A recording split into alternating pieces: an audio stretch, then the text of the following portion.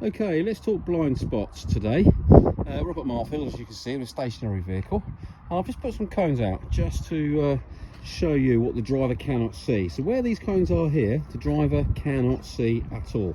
If I stand to one side here, the driver will start to see me in his mirrors. Now, Phil's sat in there today, and he can see me clearly. If I walk around the side of his vehicle, he can see me constantly in his mirrors. He's aware of me, as long as he uses his mirrors. You'll see some cones here that I've put in place. These are when Phil cannot see me. So if I move over to here, Phil can still see me in his mirrors. His top mirror, he still sees me visible.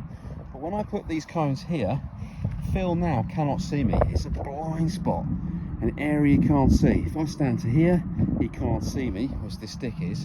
But if I take half a step to the left, you might be able to see Phil. He can now see me. If I take a step back, he can clearly still see me.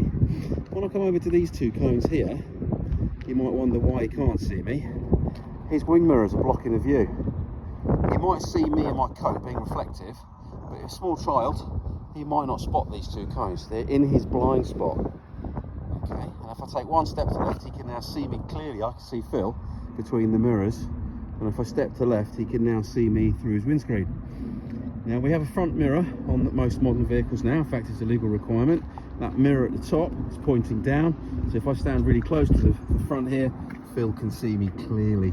And if I step away, he'll still see me in the mirror, then he'll start to see my head, and we can now see Phil. So if you've heard the saying, if you can't see my mirrors, I can't see you, there's a lot of modern trucks now that don't have these mirrors that stick out. So if you can't see the cameras, or you can't see the actual driver, then he can't see you, or she can't see you. I'll put another cone here. There's another little blind spot just here.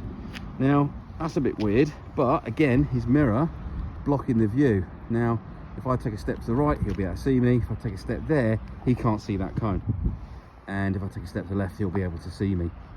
But a little blind spot, could be a child, I don't know, could be anything there. But yeah, that's a bit of a blind spot. And obviously I'm still in his vision. Now, if you pan around here, you can see these three cones. Now, Phil cannot see those three cones at all when he's sat in the driving position. So let's just have a look at where Phil is. He's looking forward. And he should start to see me, because I can see him in the top mirror, and he can see me clearly down the side of his vehicle.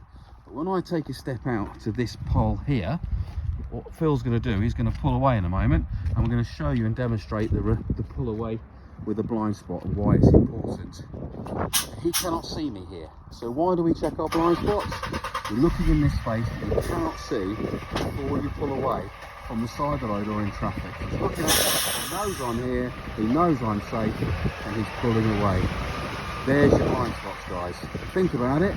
That's stationary, constantly moving, and you cannot see these areas constantly moving forward.